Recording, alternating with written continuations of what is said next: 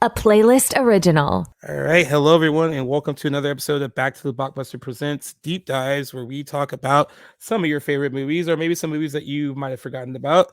As you know, with the spinoff, we've been trying to do a little something different. We used to have another permanent co-host on the spinoff, but now we want to have other pods, other movie fans as the guests on our spinoff, where they get to pick the movies that we deep dive into, which has been a real treat for me, also getting to know other movie fans and other podcasts by doing this, and also getting to talk about some really fun films. So in this case, I got Kevin and Aaron, the podcast that wouldn't die. And you want me to call you? Should I just call Aaron or the Cult of Aaron? How would you like me to? Just call me Aaron. Okay, all right. I'm There never we go. sure I should put in there. Kevin has like a 40-minute title, our podcast name, our .com and whatever. So Social security number. Sometimes I just put loading ... That's perfect.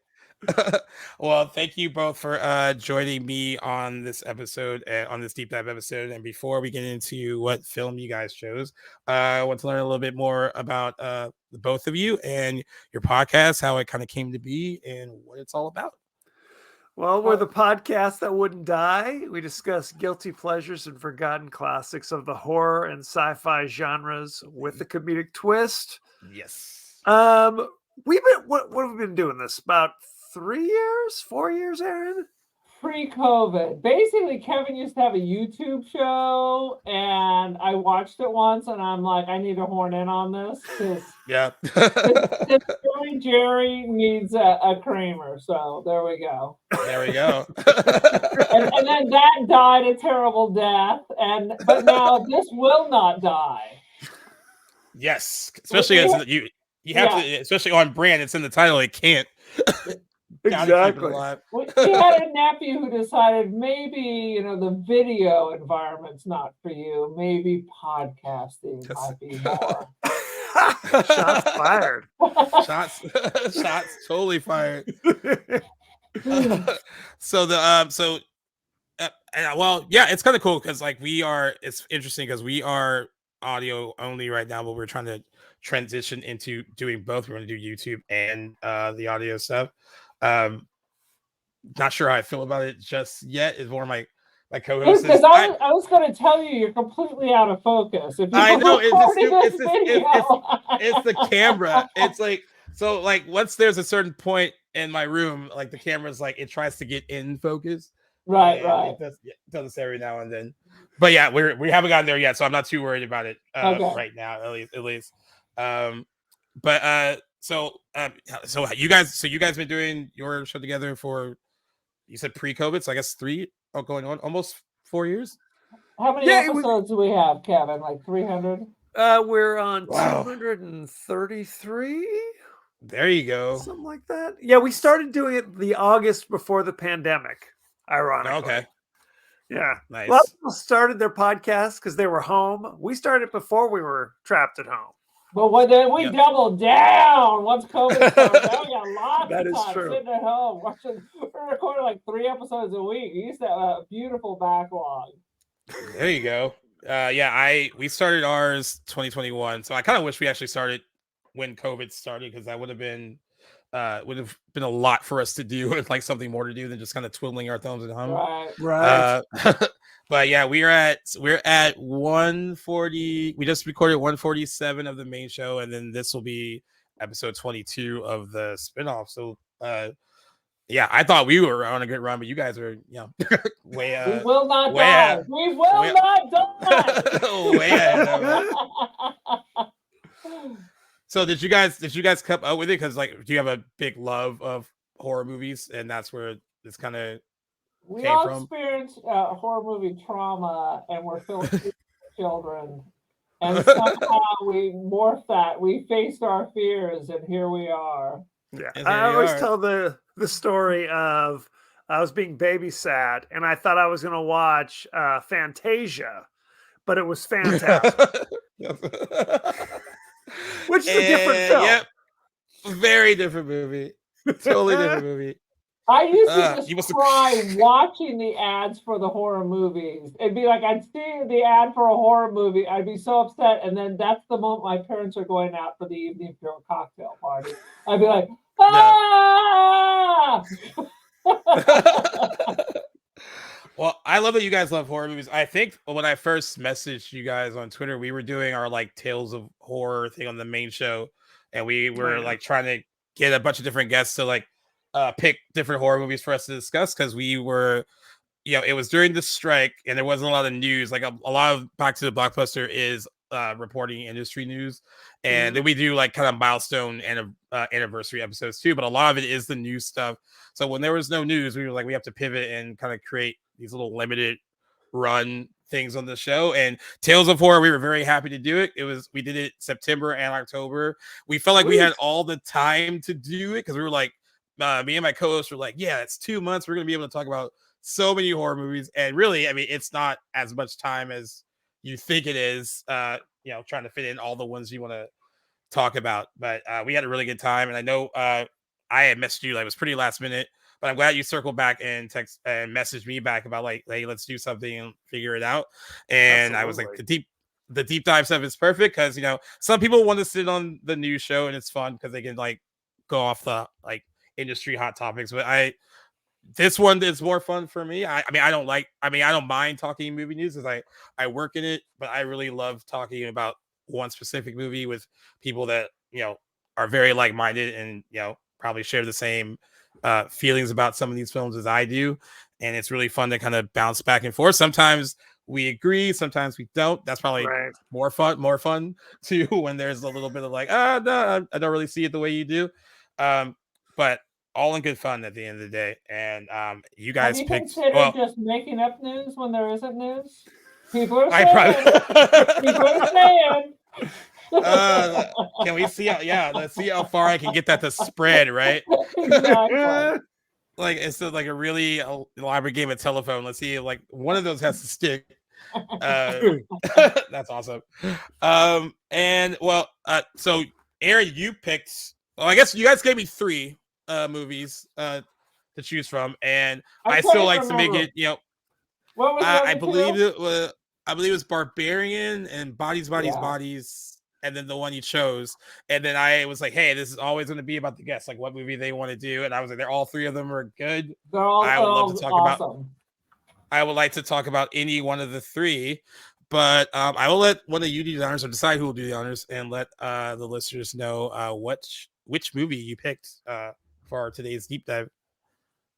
Go for it, Aaron. The original 1977 Suspiria. Whee! Yeah. Classic. That's a fun one. Definitely a fun one. We've never actually discussed it on the podcast. My co-host, I brought it up to him the other day once we picked the movie. And he tries, like he likes being on the deep dive, but he doesn't want it to be like, hey, it has to feel different from the other show. So I don't want to jump on too often. So he tries not to be on this one as much. But he heard that was the pick and he was like, I feel like I should I wish I could be a part of that one. I was like, you can do it. I mean, like both shows are yours technically. Let's go. But yeah, it was I was really happy that you guys picked this one because I hadn't watched it in a really, really long time, and it was really fun to revisit.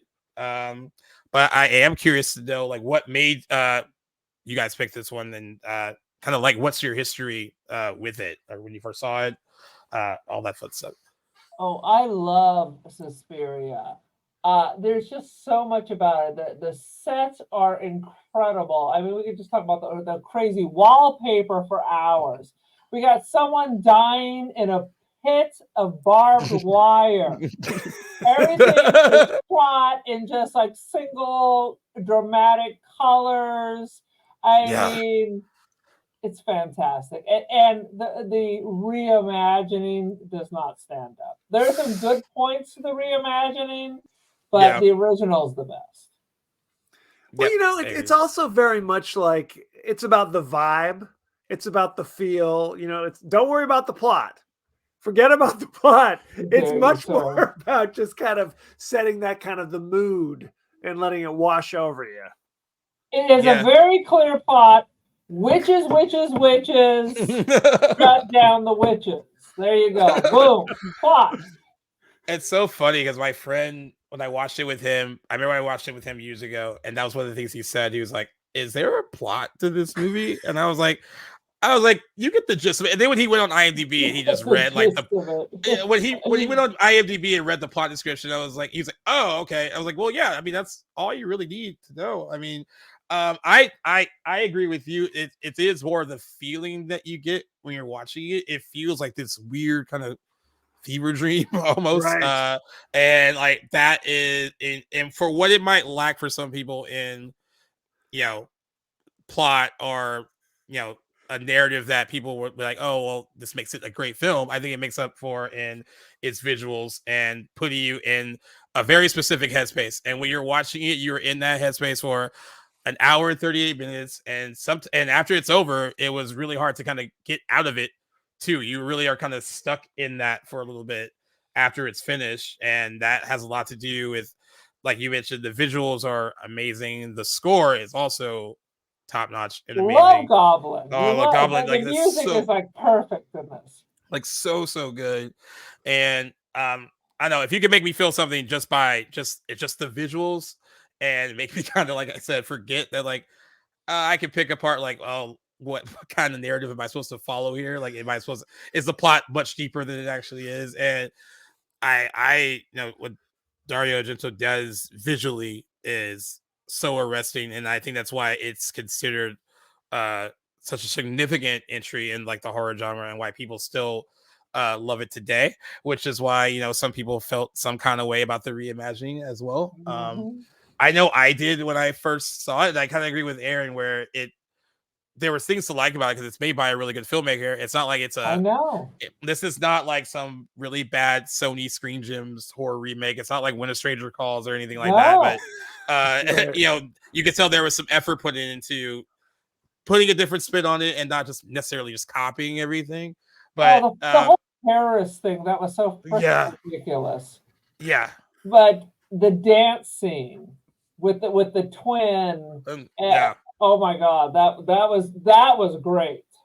But they did leave out the room of razor wire, which seemed to be your favorite. Like that's like a highlight. Argento has to have like some super weird kill in the film. That's like a law, and they skipped right out of that. Although getting thrown about while dancing. Exactly. Oh man. Well, in the remake, there's real dancing. I mean, there's like a show. You know what I mean? Yeah. They're doing in the original, you see some people doing some pirouettes and shit. That's about it. We heard they were dancers. Right. Take our word for it. We're dancing right now. And the remake, the reimagining, there was a plot. You know what I mean? There was an A to B. Here's what's going on. In the first movie, true. I'm like, what do the witches want? Just to do witchy shit? Just to do witchy shit and get other witches. Okay. We need an American witch. For I guess Suspiria needs an American witch. That does seem to be the bottom line by the end of it, right? Because like it's so funny because there's all this weird stuff that's going on in the movie, and when I was watching it for this, I was like, all right, well, I haven't watched it in a few years. I need to pay attention to like maybe there's more to this going on than like I remembered, and it really doesn't play its total hand until really, really late, where it's like, oh, well, that's what they want, and it's very kind of late in the movie when you realize that is what's fully going on. But again, all the weird stuff that's happening before that, you're just kind of like you're invested in it somehow. Like, hey, there's some weird stuff happening. I don't know exactly what it is, but I'm intrigued by what's happening.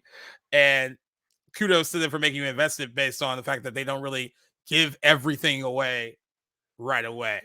Like something's amiss, but like you don't really know like what exactly is amiss. Yeah. I like to think of it as like 1977, like a John Wick thing, where you're just really looking at all the things going around because he can only fall down the stairs or be in yet another fucking car chase. But it's just the style is so engaging. It's the style, it's the mood. That's what brings you in. This is why you're here. I agree. I think that's all this. That's the kind of 70s Italian horror kind of feel, where it is much more about those kind of things. You know, it's like I said, it's not the plot. It's kind of it's how it makes you feel. I guess it's the visuals, right? Like you said, it's the mood. Yeah, it's the mood. Absolutely. Yeah. And the mood is spooky. I mean, when the maggots are in your hair, that was like that still made my skin crawl. Like it was like, yeah. But no explanation there either. They delivered some rotten meat. We just threw that up in the attic. We're good. That's what she told them, but that wasn't what was inside there. Who knows? They never came back to it. It wasn't like they found a body in there or some shit. I thought they did. I thought they were keeping somebody. She did some witchy shit with the rotten meat. Witchy shit. That's basically what it is. I wanted, what was it, Mother Marcos to be like, hey, we're just doing some witchy shit up in here, okay? Yeah, exactly. Oh, no, when they all had to clear out of the dormitory to go sleep in the auditorium, and then it's just the sheer screens and stuff's going on behind it. I thought that was really cool looking. There was it is really cool. It is really cool. Witchy shit.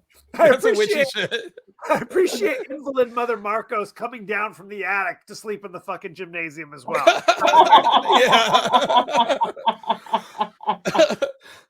We keep bringing up the plot, or for some people, like the lack thereof a plot, just so people don't know, like, aren't just thinking like just witchy shit happens, even though that is a lot of it.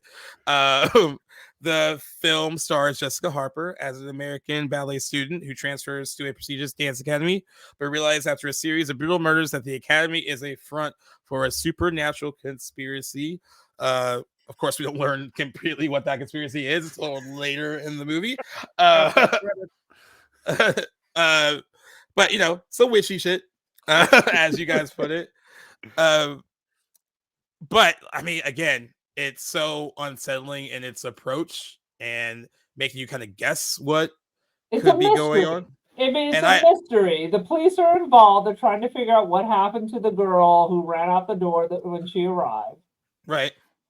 And I think it sets it up well. And I think if I don't know, there's a lot of movies that kind of do that don't really play their hand right away and make you guess like what the actual threat is and kind of keep that hidden for a bit. And I think I don't know why it feels a little different here though, right? Because like the movie, there is so much going on visually that you're just kind of like, wait, what is actually happening like right now? Like, what is the overall mystery that's going on? But I mean, I gladly take the kind of arresting visual palette that he kind of creates in this movie.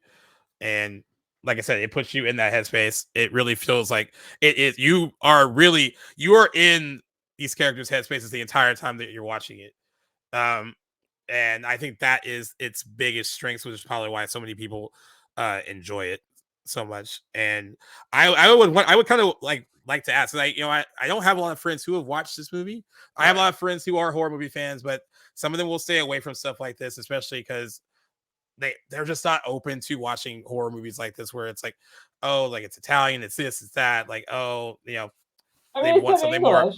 Yeah, they want something more. They want something more Americanized. Like I've sadly have friends who have seen the reimagining more than I have more friends who have seen that than that have seen this, and I wish more of my friends had, because I think there is so much to enjoy and kind of talk about, and maybe dissect plot wise, but that might not even be the point. It's just the kind of world that they're creating, based with on the visuals and all that stuff. So that's where I think its biggest accomplishments lie, which is and I want to say this too. Dario Argento somehow makes murder and blood and look very beautiful and somehow elegant. I don't know how he does it, like, because on the one hand, yeah, it could be on the one, like on the one hand, it's deeply disturbing. Like that first major kill is really disturbing, but it's done in such a way where it's done with it's so artful that you kind of forget that like, oh, that's also pretty gruesome as well. And that's another one of his strengths too, to kind of make that look like art rather than like something that's really grotesque, too gory, like like really off-putting. I thought that was really kind of cool to watch too while revisiting this. And trying to find clever and creative ways for people to die in every episode. Die. You're always waiting for it. You're always waiting for it. Is this what's it going to be this time? There was the dude with the train. What was that? We've reviewed like 5 of his films, I think, at this point. Okay, yeah, or at least been on other shows to talk about it. Well, it's interesting because unless I'm wrong, which is possible, up to this point, Argento, I'm not an expert, I'm not a scholar. Up to this point, most of Argento's movies were much more of the giallo, where it's like, there's a killer on the loose. Yeah. Where this one is much more like obviously supernatural. It's a supernatural kind of deal. Whereas before there was like the black glove with the straight razor. Yeah. It's kind of his move. So also kind of cool too. Absolutely. And I think, talking about this, how, your average person on the street, even if they kind of like horror movies, probably is not that familiar with Dario Argento. It's almost like you have to reach a certain level of horror fandom where you're digging in deep. Because you would see, speaking of the Blockbuster, you would see those movies on the shelf at your video store. And that would be your only, you weren't seeing these in the theater, like a hidden treat at the Blockbuster. Yeah. I know a lot of people that know the name but that probably never really, associate that, or they know certain, like you said, like the cover art, stuff like that, but they're not really familiar with the film itself. I have a buddy that has seen Inferno and hadn't seen this somehow, and because a friend showed him that, and I was like, well, you need to watch this. And he's like, yeah, but he's like, I have to be in like the right frame of mind to want to watch something like because I have to like pay, like I feel like I have to really pay close attention, and like I was like, all right, well, I get it. It's not for everyone. I have only seen a bad like YouTube version of Inferno. But now it's like everywhere. Tubi, I think I rewatched this again. It was on Tubi, and immediately it was Infernal, The Four Flies on Grey Velvet. It was like bing, bing, bing, bing. So Tubi is where Argento lives, apparently. If you don't mind, who would have thought? Yeah, in the middle. They pop in with no rhyme or reason. Yeah, I couldn't. So I had to I called someone to get a copy of it to watch at my house, and I didn't own it. And I saw that it was on Tubi, and I kind of forgot that Tubi has ads because I don't use it much. And I tried to start watching it on that, and I was like, this is not gonna work. I can't be like fully into this and then have it be interrupted by sometimes very slow buffering ads too in the middle of the movie. It's the same ad every motherfucking time. Over. I'm like, I'm never gonna buy your product. I hate your product now. Erectile dysfunction. Show me another ad for the same thing. I've seen it 10 times now. I'm gonna burn down your building. Oh man, that's so great. That is true. I was like, I gotta find. I have to find someone that owns this movie.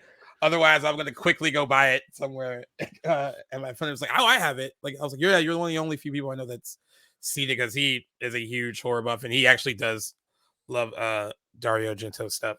And I believe this is his favorite movie, his too. So on top of that as well, I don't know. This and Profondo Rosa are like almost tied. Yeah. Do you feel that he is an acquired taste? Like how would you ease your friend if you wanted to get them to watch this? How would you ease your friends into at least giving them a shot? Yeah, I think you might have to kick in the door. I mean, there are people who watch horror movies and who don't watch horror movies. So I have a couple of friends that I can drag to the theater, like to go see X and the current stuff. Right. But I don't know. I almost think I know more women that are open to it than men. Okay. I don't know. Well, because it's kind of a European artsy kind of quality. Truly, even if it's a slasher film, Right. it kind of gives you a vibe like I'm seeing an art film. Which, if you're not open to that, desire. Let's not, just because something comes from Europe doesn't mean the Pomodoro. You're like, this isn't highbrow. By no means, hoity-toity. The only reason that I got into it is I was dating an Italian person, and he is and their friends. This was pivotal in Italy. This is some pivotal shit. right? I mean, there are museums to Argento. I went to see Argento get an award, and Goblin played the music, and then we all screamed Profondo Rosa. I went to an exhibition in Torino of all of Argento's films. Yeah. It was shit I'd never even heard of.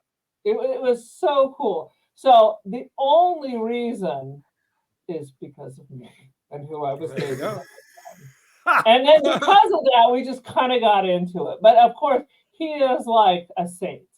If you're Italian, this is the dude. Right. Well, it's like he's there, or these are their Friday the 13th movies. Absolutely. You know what I mean? In Italy, this is what they grew up. The slash films they grew up watching. Yeah.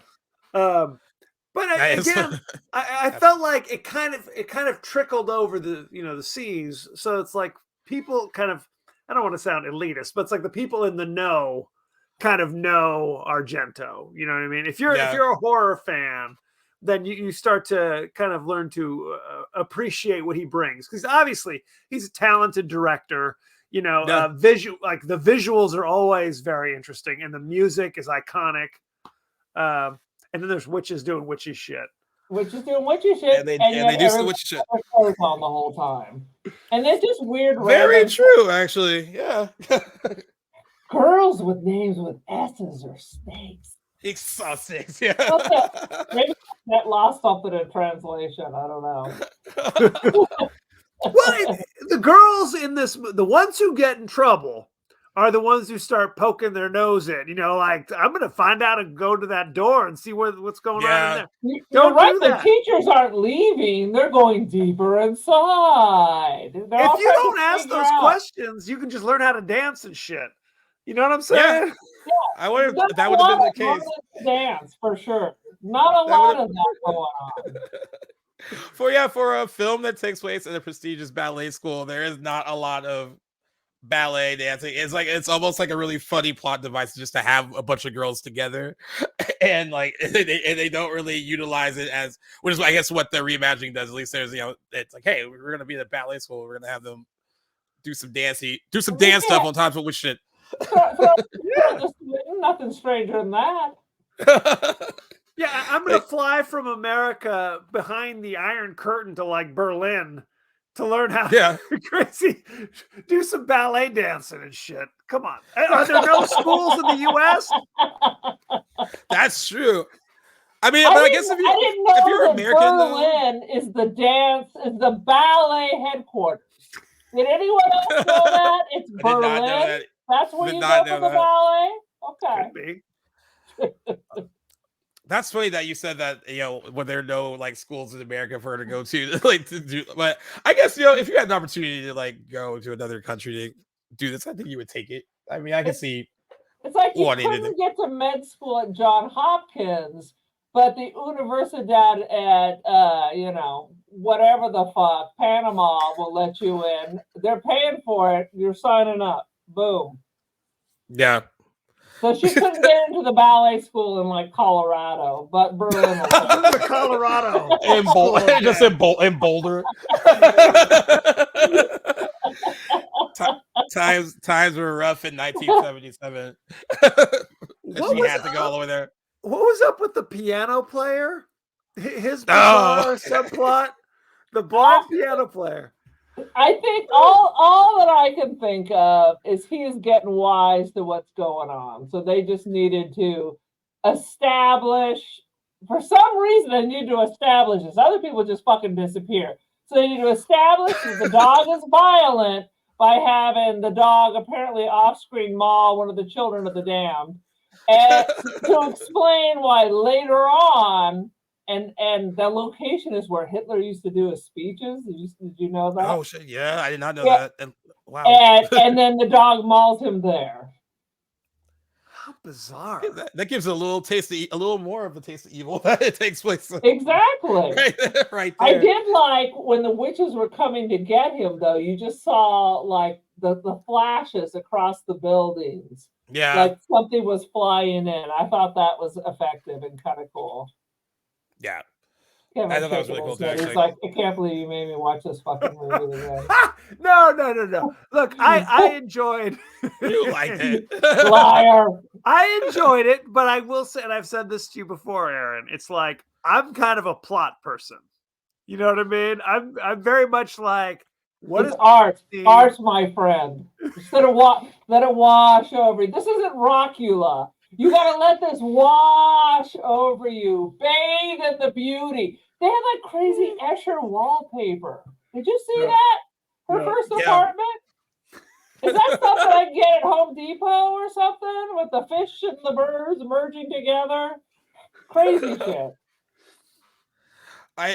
You know what was it when I was watching the movie, what the scene that I actually loved, because it was just so matter of fact when Susie like stumbles upon them mentioning that they're gonna sacrifice her, like this is like she's hearing this all, and all I can think, because like, again, all this weird stuff has happened, right? But now it's suddenly very heavy-handed, like, yeah, this is what we're doing. And when I was watching it the other day, I was just like, it's just so funny how we go from like, oh, like it's a little ambiguous, it's kind of subtle, we don't know exactly what's going on, and then it's just like, no, we need to sacrifice the American girl right now. Like, we need to get rid of her. And then the fact that she hears all this, it's just kind of like, oh, like this is what's happening. I just thought that was so great how we go from, again, this very subtle, like, what could be going on? I think this is what's going on. Like, yeah, there we go. Dance moves if they're just going to kill her. Why don't they just kill her? They wouldn't let her in the first night. Why just kill her then before anybody even knows you're there? That is kind of true. That is kind of true. They play the long game with her. Something's funny when I drink my dinner wine. I have a special diet that involves a giant goblet to the edge of wine, and then I feel kind of funny. And then she poured it out. It was like cough syrup. What the hell? What were they giving her? It's a very special blend. A very special blend. That's hilarious. Well, it was like basically passed out during her first lesson, right? And then the rest of the time you see her, she's just laying in bed with Sarah trying to wake her. Come on. And who the fuck are the witches? Do the dancers know? Is it just the teachers? I'm assuming it was just the teachers, so the dancers aren't in on it, I guess, right? I guess it was just the teachers. I remember when I first saw that, I had a hard time figuring out. I was like, wait, are they also in on? Like, no, they're not. But I had a hard time figuring it out too when I first saw it. Maybe it was that part of the business, maybe next door or something. I don't know. Exactly. If they're worried about. Did the witches sprinkle the maggots on people? Was that on purpose, or was that like, oh shit, even we fucked up? Not just a bizarre coincidence? I thought that was the body of the girl who disappeared. I thought that might have been the case too, actually. Oh, maybe. They're not delivering meat to the attic. Let's just say that. Refrigerate that shit. No matter what it is. We just had a discussion about idle hands. You got to bury that shit. If you kill parents, you got to bury it. If you kill the ballet dancer, you don't put it upstairs in an old stinky box. No. Because eventually she'll turn into maggots. That's true. Ooh, that was nasty. That scene's truly. That's and I love the slow build to it, because she's like messing around. She's like, oh, what is that? What is that? And you're kind of like, that has to be something like crawly and icky. Like, what is that? And then you're like, oh, there it is. And then that whole like big shot of like exactly what it is. You're like, yep, that's disgusting. Oh my God. I've seen too many TikTok videos. I'm like, is it the bot flies? No.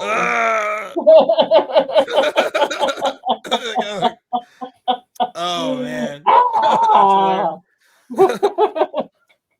How do we feel about Jessica Harper as our lead as Susie? And I mean, engaging enough to, follow and stick with the entire movie, or how did you guys? I mean, I know that some people need someone to kind of sometimes to latch onto in movies like this. Like, all right, I care about her well-being. I mean, I guess it might be hard because there is, like you said, there's not really a lot of plot to speak of, and you're trying to see how she navigates what of the plot there is. But yeah, what do we think is better, Jessica Harper here or the Phantom of the Paradise? I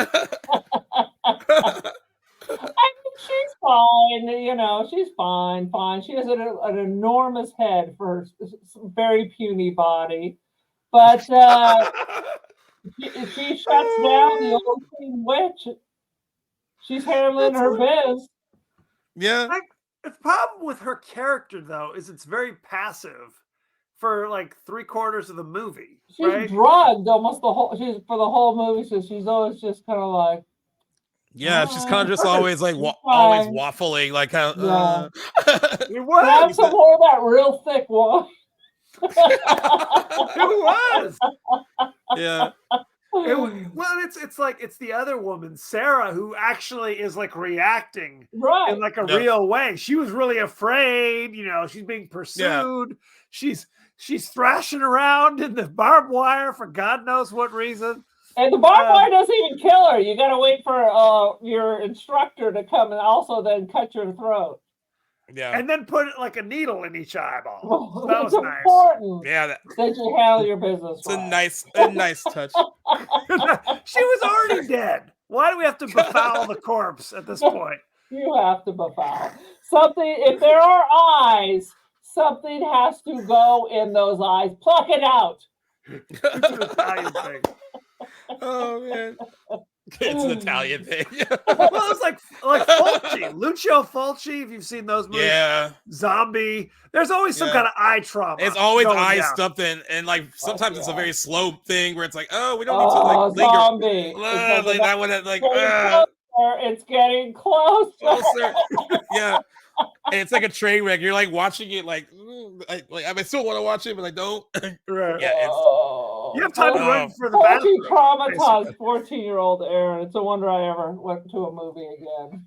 Oh man, that's hilarious. Pretty much. That's hilarious. Oh Jesus, that's awesome. No, but she's fine. She's fine. She's not horrible. It's one of those things where it's me personally, I'm okay now. Aaron is fine. Aaron's great. Fine. I've seen it since then. I've worked out my trauma. But I don't want to see 1400-year-old Spanish conquistadores coming at me looking for trouble. I don't want that. That would be my nightmare. If I die and I wake up with those motherfuckers coming at me. Oh God! If you die and then you wake up, what is happening? But then I was always too. Witchy shit. Witchy shit. More witchy shit. Oh man. More witchy shit. Like that's what people are gonna take from this. Like what happens in the movie? A lot of witchy shit. Our lead character seems very passive or drugged most of the movie. Like she's not really entirely. Nothing really happens for about 3/4, and all of a sudden it's like, okay, what's going on now? What's happening now? She's not entirely present. That whole moment where it was the whole thing about borrowing the shoes, and she's like, "Oh yeah, you can," and she was like basically told like they were at $50 to do it, and she's like, "Oh," she kind of was like, "Oh, I don't like basically don't have that." And she's like, "Oh, okay. Well, I guess you can wear them for now." I love they have the kind of like they still have that kind of stuff between the girls in the movie. Doesn't really add a lot to it, but she's a fucking dancer. She doesn't have any shoes. Yeah. Well, I think they said. And then they make her move in with that girl, and then tell her she has to move out the very next day. Next day, yeah. Yes, and she didn't want to. She's like, "No, I've got my shit in the apartment." And they're like, "Well, then we're gonna cast a spell on you." Yeah. No, we're gonna do some witchy shit on you because you're like, can I at least unpack before I have to pack up the shit again? She went from like the apartment was like top drawer to now I'm in a rickety old bed in a dormitory. Drinking cough syrup by the gallon. Yeah, that apartment was amazing. But the crazy house is amazing. There was like velvet, different colored velvet on 90-foot walls. I'm like, I gotta get me some blue velvet in my house. Think I can just staple it up? I also like how there was like Lurch, who was roaming around delivering, and they said he had his teeth all removed because he had gingivitis. Is that how that shit works? I'm not a dentist. No more gingivitis. The witches gave him gingivitis. And that chick was like the principal from Rock and Roll High School. What's her name? Mary Warner. Yes, totally right. That is her like German cousin or something.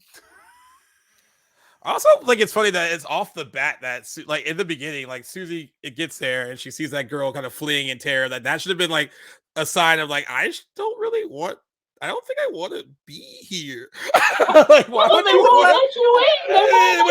They wouldn't even let her in on that fucking door. It's raining. It's cold. Let me in, mother. There's a goddamn hurricane out here. They're sending me out. I just flew in from who the fuck knows where. It's a 12-hour flight. Indiana. Why not? Yeah, I would love to know where. Like, it'd be funny if it's just some podunk town in America. She's like, and how'd you get this like prestigious? Like, oh yeah, that's hilarious. I wish just told her it's like Idaho. She's like, oh, I can't wait to go. And it's just like everybody else looked like a dancer. But her. So that was another thing that like every other girl, whether it's like someone who has like, you know, speaking role or the extras, they all look, even though there's not a lot of dancing, at least they look like they fit the part. And when you look at her, little fidget walks in. Yeah, you look at her, you can tell, yeah, she's like, and she's so like meek and unassuming. And it's like, can't she really bust a move? that makes me wonder. Did they say, you know what? They tried to have her do the shit, and they're like, okay, how about we just cast a spell on you instead? How about we can't even fucking fake this shit. It's like, you know what? They're like we need either in or you're really out. Yeah, we need the American girl to sacrifice. So like, whatever. Even if she's like a solid 4, we'll let it go. Well, I'm not talking about Jessica Harper. Like the actress, she's like, I fucking can't even do these steps. Yeah, I know. Yeah. They did consult her on that. She was like, oh, I didn't know I was had to dance. Like, wave your arms around and shit. I know. Like, you didn't read the script where you play a dancer? She's like, oh. She was doing the YMCA. That was her audition moves. That's what got her there. And then they're like, oh, that's all she can do. That's what Argento was like, yes. Oh, that's hilarious. She did audition for it, and I guess he chose her because she was in Brian De Palma's Phantom of the Paradise, and he liked her work in that. Is that the reason she got the job? Yeah, apparently that, yeah. And no dancing for her in that either. So she did sing a song though. Yeah, she's like Anne Murray or somebody. And she also turned down a role in Woody Allen's Annie Hall in order to appear in Suspiria as well. So I guess she made the right choice. Well, it depends on the role. Annie Hall, she's turning down I guess if she wasn't the star of Annie Hall. Yeah, it'd be funny just like a small role. Like I turned down, like I was a day player, and I turned that down to do this. Young girl. I know. That'd be really funny if they're trying to make it seem like she would have been like the lead.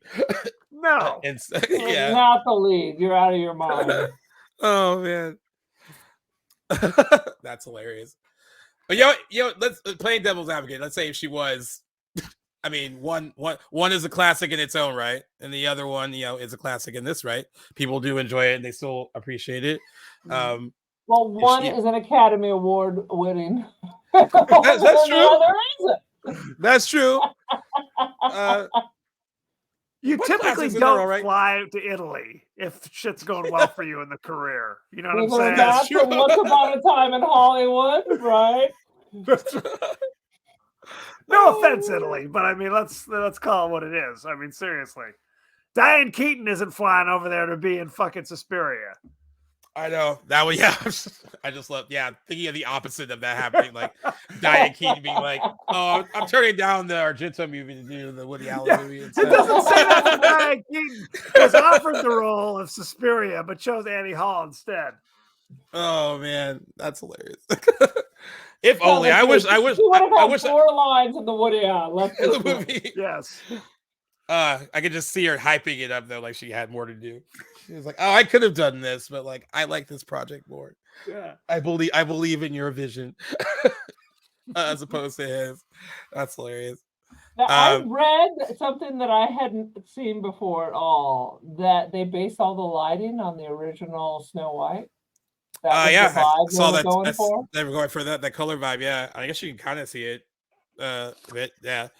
It is interesting how like it is colorful in so many ways that it's like the colors are so vibrant, but still able to be unsettling and unnerving too. Because like usually like that kind of color scheme in a horror movie, it's like, oh, like they try to like obscure a lot of that, and there's a lot of darkness and all that. But I love like the having that kind of bright color scape.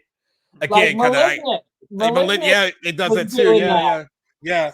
And I think that the color scheme adds to the whole like crazy fucked up fever dream that you're feeling when you're watching it. I love this movie because of that crazy, the color vibe. I found a website, and don't ask me what the colors mean because I already forgot, where they broke down which scenes were red, which scenes were orange, green, yellow. Yeah, it's great. I love how they did that.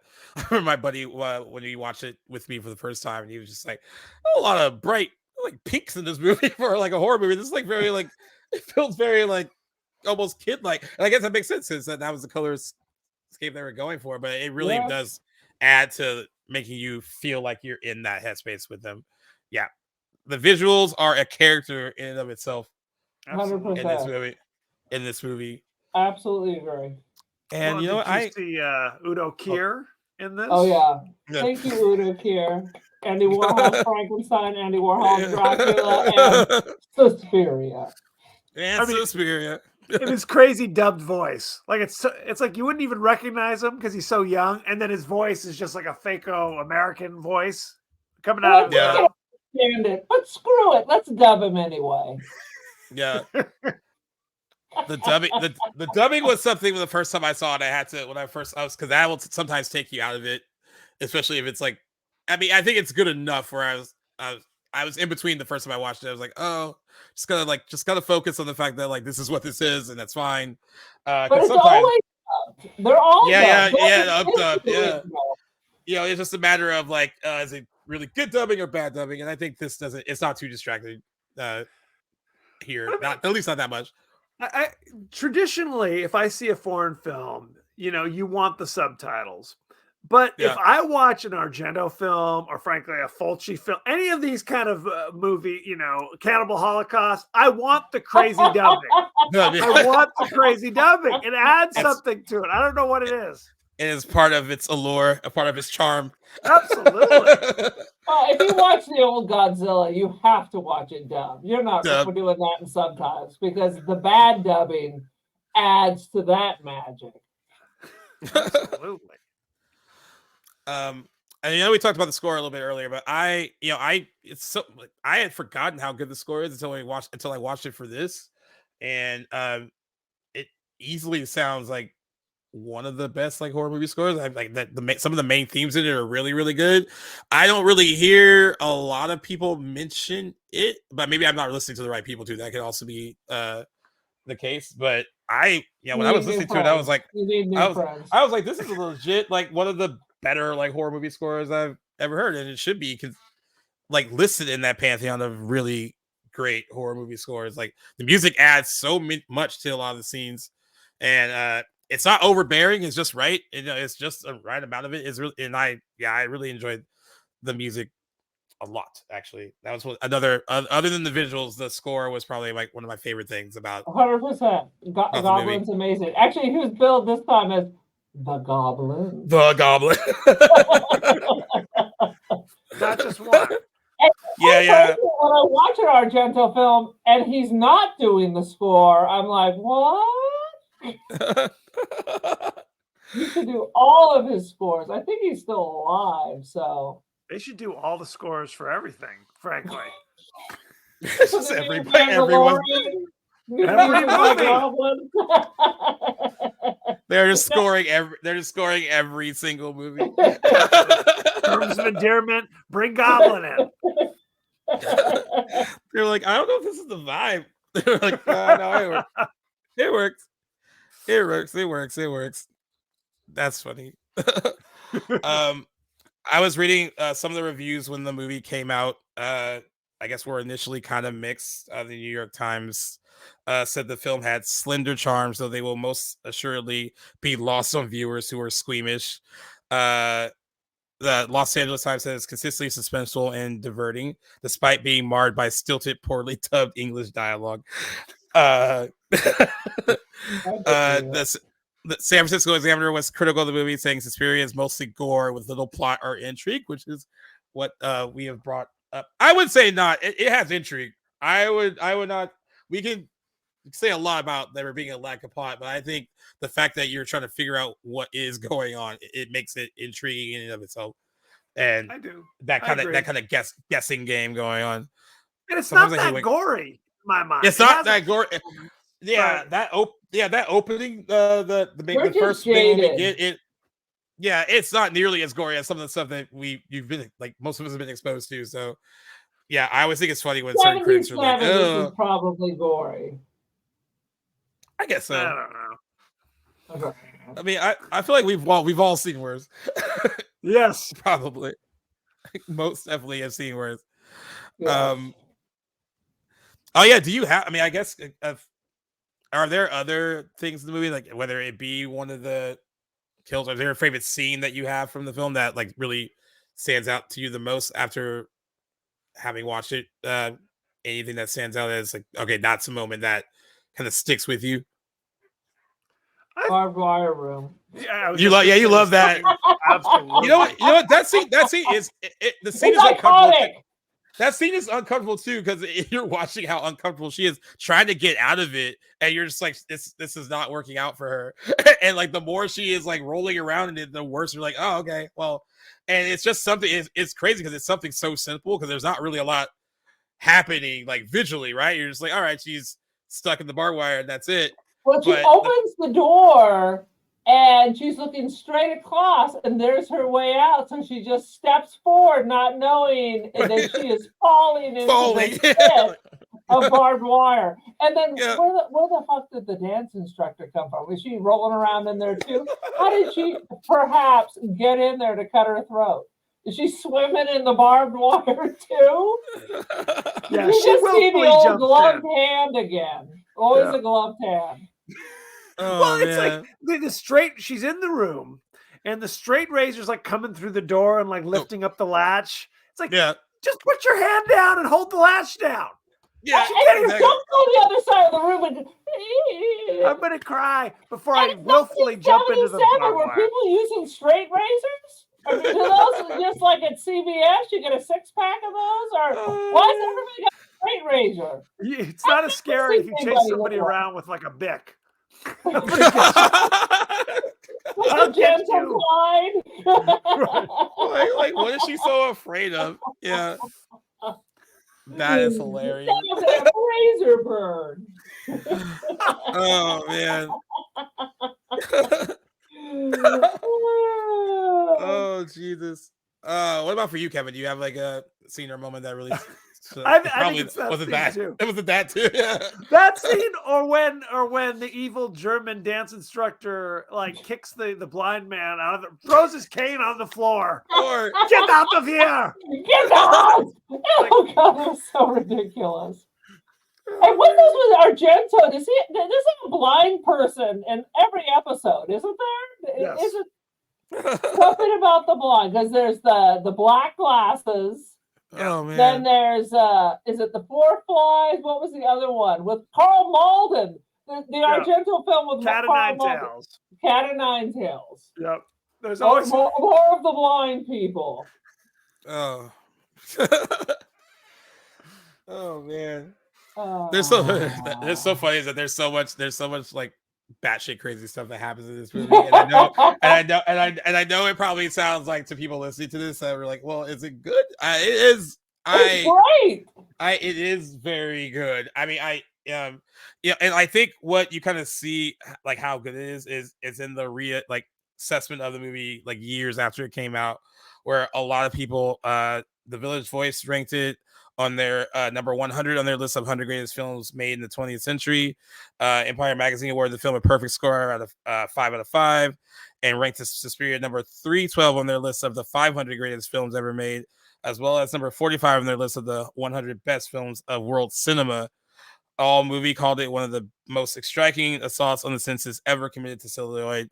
This unrelenting tale of the supernatural was, and likely still is, the closest a filmmaker has come to capturing a nightmare on film.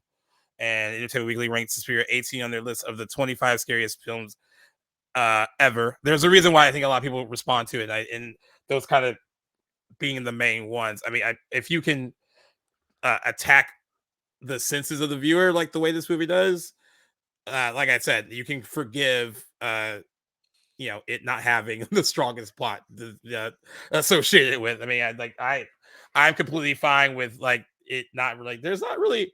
It's very bare bones. It is very bare bones as far as the story. But I don't think it necessarily needs a lot of explanation and all that. I mean, that maybe that's not the point of the movie, which I think. That's not the point. And I think if I was to recommend it to some people, that would be their main issue, is that like, well, I feel like I didn't know what was going on. Like, we didn't really learn much. Like, and you can't be my friend. You can't be my friend because you're too dumb. Get out. Exactly. Like, that's not the point of the movie at all. Like, you're not supposed to really learn. You're learning just as much as Susie is, actually. And I think that is the point. Like, she's kind of like, what is going on here? And that's exactly how you're supposed to feel as a viewer when you're watching it. And I think that is entirely the point. If that is the connection you're supposed to have as her, like, she is kind of like, I don't quite get this until she does, until she hears like, oh, this is what they want to do with me. Like, so I love that. I mean, I love that there's not too much like, let's explain A, B to C. I would say all his films are mood, feeling, suspense. I mean, this isn't Agatha Christie. You're not going to solve this shit. No. Yeah, exactly. You're not. On Black Velvet, you ain't coming up with that answer. No. None of these, you're going to be like, I know who did it. No. Oh, man, that's great. That's not. Yeah, it's true. That is not the point of it. It is not. We're not trying to like solve, like you said, an Agatha Christie mystery.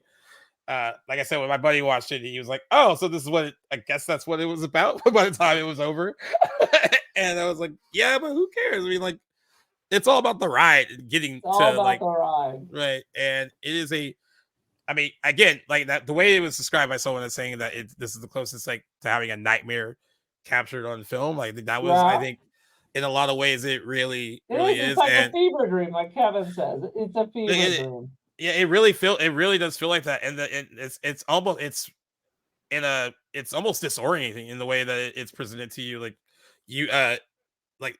the fact that it makes you feel like you don't quite know what's happening or what's going on, and you're trying to like I know we've all probably had dreams like that where we wake up from them and you're like, what the hell was that? And that is exactly what this movie really is. Like, I think you begin to feel like the main character.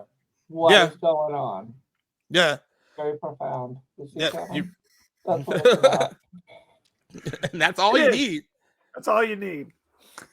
And that is all you really need. So in terms of rank, I mean, I know you guys said you've seen a lot of Dario Argento movies. Like, where do you kind of rank this for yourself? In the world of Argento? In all horror movies, or no? I mean, I guess like Argento, yeah. I would say it's either tied with Profondo Rosa, or Profondo Rosa is number one, but they're very close. I enjoy them both. This one has more of that color and the sets, but I mean they're both bang. They're both bang. Yeah. So I'm going to say they're tied. I think I might go Profondo Rosa, Deep Red. I think I might put that a little bit higher. But again, it's very mainstream. Yeah, it is for him. No question. It's much. That was the thought I had after I first saw it. Once I saw, because I haven't seen all of his movies, but this one feels the most accessible. Like if you were to like, okay, well, let me like. I know we made jokes about like, can we recommend this to someone? But I think it feels the most accessible. And I know that might not be saying a lot, but out of the ones that we've kind of named, it feels like, all right, I think I could convince maybe.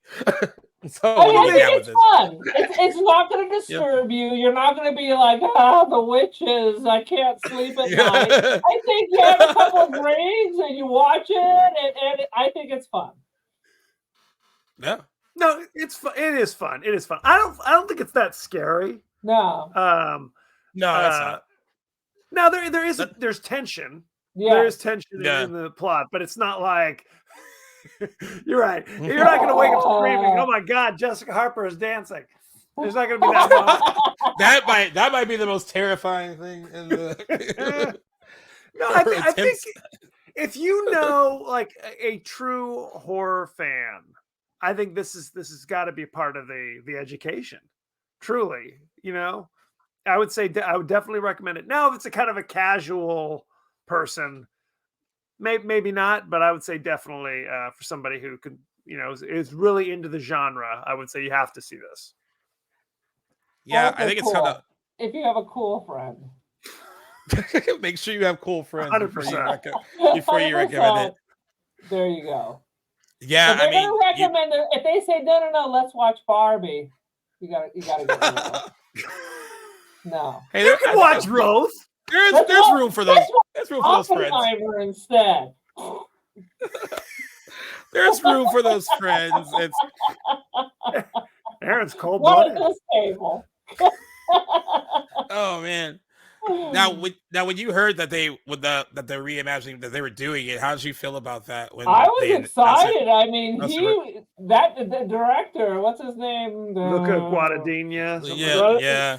I mean, he's huge. He was a real. So, and he's Italian, so I was like, okay, he'll get it. He's gonna knock this bitch out. But I was like, first of all, I saw it in the coldest theater in the world, and the whole beginning of the new movie is a snowstorm. So I thought I was going to get into a hypothermia situation, but I was like, oh man, it lost kind of the fun. I would say this movie's kind of fun because it's like, I don't know, it's goofy, but it's moody, and the other movie went off on all these boring, weird directions. Tilda Swinton in a mask, and first of all, Tilda Swinton does no wrong. Put her in whatever, and I will pay a ticket to see there because she is amazing. I don't know. She was doing some kind of nutty professor shit in that movie where she's like, you know what I'm saying? Where she's playing 5 characters, wearing like a weird mask. Come on, Tilda, you're better. She works with that director all the time. She does. She is his muse. So that was a guarantee. I think he missed the point. I mean, Argento films, I think, are fun. Oh man! I didn't realize that David Gordon Green was attached to a remake first. That would have been. That's a ringing endorsement. It's funny. In 2018, we were all about his. I mean, some of us were all about his Halloween, and then he didn't really finish that off great for some people. I agree. But yeah, I can't really see. I mean, I guess at that time I couldn't have seen him doing it, but I think Luca was the right choice, for sure, over David Gordon Green. Even though, I mean, all I remember about I know it sounds like I don't like David Gordon Green. I actually enjoyed Halloween 2018, and I think Halloween Kills is fun. The last one, I still don't know how I feel about it. and then Exorcist Believer, that I know I didn't like that. That was definite no. Well, he's not coming back for the next Exorcist movie. I know he's not. No, he said he's busy doing other stuff, and that was code from like, that wasn't other stuff. Yeah. I'm not going to specifically tell you anything. Yeah, that was definitely code for I'm a hobo now. we didn't like what you did. So he's hanging out with the dudes who ruined Game of Thrones. They're off on an island fishing somewhere. Oh man, that's hilarious. I will say, the one thing about the reimagining, it's fucking long. It's too fucking long. Edited that motherfucker. All, like I said, all that terrorists bullshit. And the witches, the ballerinas are helping the terrorists. What the fuck? No. The original is a brisk 98 minutes, and I was like, and then the remake's 152 minutes. Like, Jesus. Horror movie should be 90 minutes. That's it. That way, even if it's a piece of shit, you know the end is coming soon. I think it should be like a law. Movies are getting too fucking long, and not for good reasons. Yeah, that is a huge. I mean, sometimes it's like I didn't mind it with Oppenheimer. That moved for me. Killers of the Flower Moon I liked, but by I think it was the last 20-30 minutes I felt it. You felt it. Moving around the ceiling. Rigor mortis setting in. Yeah, and honestly, no matter how good a horror movie is, like once you get past 90 minutes approaching 2 hours, it's like a comedy. Like a comedy, I feel like there's a certain time where it's like, all right, this is good. You got all your jokes in early. Once you get beyond 90 minutes, you get an hour 45, almost 2 hours. It's kind of overstayed its welcome a little bit. Well, I mean, especially if it's really funny, your face hurts. I saw Henry Rollins was here and doing like a stand-up thing, but it was 3 fucking hours. By the end, I was like massaging my jaw because you can only sit there like this for so long. I was like, "Oh, Henry, you need to take a break. I need to get." Is he funny? Oh my god, he's the new David Sedaris. Oh shit! But because it's I've had trauma, but I'm gonna tell you, make it funny. I see. So he tells the story of his whole upbringing, all through Black Flag, all the way up. But he's funny as fuck. Okay. I'm telling you. I didn't know whether or not Dario Argento liked the remake, by the way, and I just looked it up. He did not. Not a fan? No. He said, I did not enjoy the movie so much. And they said, why? Just because I don't understand why he took my movie. It's not a remake. And then he said it betrayed the spirit of the original. I 100% agree. Was not impressed. That's a sting. Well, I mean, whatever. It's his baby. So I would be like, yeah, he has the right to. I mean, it's his baby, and it is a completely different spirit. It completely is. Yeah, it is. It is. He said, I like these kind of like, okay, if I got to give compliments, he considers the director, Luca Guadagnino, a fine person. And he doesn't rape children. and he called this new take on his film refined and added that the director makes beautiful tables, beautiful curtains, beautiful dishes, all beautiful. Like, he's just like looking for like he's just searching for like what nice thing can I say? What nice thing can I say? And that's all I got. There's some beautiful scenery in that, some beautiful tables and curtains.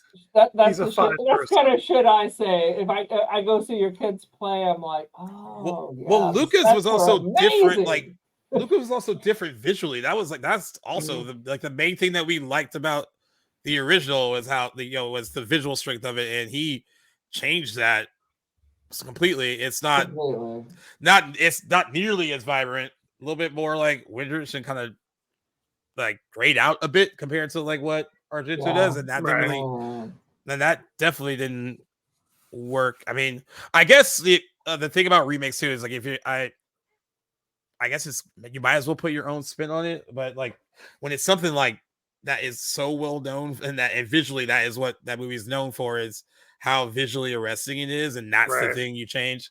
Really, I mean, it's so stylistic, and that was what was making it awesome. If he wanted to redo Argento, I mean, maybe Profondo Rosso would have been a better choice. I mean, that's really straightforward. It doesn't rely on all this lighting and all for the story to progress. I mean, it seems like a poor choice. Yeah, it really does. Why doesn't he just redo Star Wars? Let's just start over with that, because George Lucas already fucked up the original 3. So why don't we do a reimagining of Star Wars? Oh, that'd be a flex. Like, I'm just gonna remake. I'm gonna remake Star Wars. Yeah, that's funny too. I guess like with all the Star Wars stuff now, you can come up with your own new ideas and not even call it like a remake. You're just like, yeah, whatever. I mean, I could make a better version of what the George Wars Lucas of Stars tried to make. I also think with any Argento movie, they're so specific that it'd be hard to really. And also, Americanized remakes of stuff like this just doesn't necessarily always work either when they're trying to. And like the remake bombed too. I mean, it didn't do well at all. No. Well, it was limited release, and who's gonna see it? Only people who know Suspiria. I had to drag people along. They're like, "What? What the fuck does that mean?" Dakota Johnson is the star. Fuck her. Whoa. Who gives a shit? Dakota, if you're listening, no offense. So we prefer Jessica Harper then. It's gonna be somebody else, but I mean, she did a fine job. Whatever. Her acting chops are pretty choppy. Let's just say that. She's hit or miss for me. Sometimes she's all right, and then other times she's not. I didn't hate her in it. I mean, there was a lot of other issues with the movie. Like she worked her ass off on the dancing, but she's not a super actress. I mean, she's 50 Shades of Grey. That's true. Yep, there you go. Do we have any kind of final thoughts that you guys want to throw in about the film? I'm just saying, I love this so much that if you look at our logo, the picture of me was taken at the Argento Museum with the blue light. That's where that picture is from. Oh, nice. That's awesome. What about you, Kevin? Kevin's taking him in his car because he wouldn't send me a picture of himself. So it's literally him in a car. If you look closely, you can see his safety belt. Not at the Argento Museum either. Not at the Argento Museum in Rome. Oh, man. No, I think we've said it. I feel like not my favorite in the world, but I think it's definitely an important part of anybody's kind of journey into horror. You have to include this chapter, no question. Yeah, I think you need it for a proper horror genre education. I mean, especially if you want to explore stuff that's not just made here too. Right. I think some people are very reluctant to do that. Giallo's fun. It's fun. It is fun. It is a lot of fun. It's like it's a slasher without being too slashy. I mean, it's so ridiculous. But it feels almost classy. It does. Like classier than like some of the R slasher movies. I'm like, oh, I guess like that's how they are. Like when they're not made here, they can still make something really silly and ridiculous and make it seem like again like this is high art. Dramatic. Yeah. That is true. But yeah, I mean, I think it's a lot. They're all a lot of fun, and I think most people who are really trying to get into horror should experience them. And I think you'll find something you really like though, like when you're going into all these movies too. And there's so many to explore. I mean, like, it's not just Argento. I mean, it goes on. There's tons of people who do Giallo, and it's coming back. Like we were talking about with Malignant, it's supposed to be Neo Giallo. Yeah. If Giallo had like a second head forming in the middle of it. Yeah, I liked Malignant. Oh, Malignant! I did too. That was great. It's one of those horror movies, man. You take like because my friends will go see almost anything with me, especially horror stuff. But sometimes, like when they're over, I can just feel them looking at me sideways, like, "What the fuck did you make us watch?" Like, what was that? And that after that one, there was a lot of like, "What the hell did you make us watch?" And I was like, "I liked it. That's all that matters." Absolutely. For new movies now, it's like unless it has great ratings, I'm not going. I'm tired of being disappointed. So now, at least for new movies, Kevin recommends all kinds of shit for me to watch that are not 90% rating. But for new movies now, and boy, A24, there's a lot of great great horror films movies coming from out. them. Yeah, I prefer. I mean, I love the stuff that A24 puts out. Yeah, I know some people think it's kind of pretentious and like, like whatever, but like it's so well done. Like I prefer those Australians are so pretentious. Yeah, I rather hear like an A24 horror film in the trailer rather than from something from Blumhouse at this point. So like, if I had to choose, does Blumhouse even making shit anymore? Because I swear I don't see anything. They just did Night Swim. It was quite the experience. Oh, you know what's crazy? You know what's crazy about Night Swim? The one thing I took from it, I was like, Carrie Condon was in it, and she was coming off an Oscar nomination for The Banshees of Inisherin, and I was like, how did she end up in Night Swim following that movie? Like, it weren't. That would blew my mind. She did it before. I bet she did it before. And they just held it. They're like, we weren't even going to release this. Now that you've been nominated. I was like, because when I heard her name in the like the stuff I was sent for work, I was like, wait, was like the same Carrie Condon from that movie? And I looked at it, I was like, yep, that was her. And to her credit, even in all the bad reviews for Night Swim, they gave her like high. They were like, well, she's very good. I was like, well, the material is above her. That's why. Wyatt Russell, not so much, but I'm not a big fan of the Banshees of Inisherin. I know some people that like. I enjoyed it. I also like those. That's very true. I mean, that's a bizarre movie too, isn't it? Banshees of Inisherin. Yeah. Anything with Barry Keoghan is bizarre at this point. Saltburn, right? Oh, I haven't seen Saltburn yet. Oh, I enjoyed the hell of that. It was so weird, but I enjoyed every moment of that movie. That was fun. Oh man.